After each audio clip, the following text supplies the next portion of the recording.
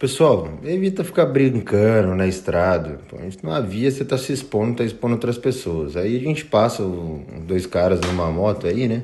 Tranquilo. Os caras dando luz. Eu não vi porque eu tava na frente do comboio, né? Tava em três Harleys. Então, daí os caras passam aí do nosso lado, aí à direita. Então, acho que numa MT-03. Aí eu de boa, eu tanto é que nem prestei atenção.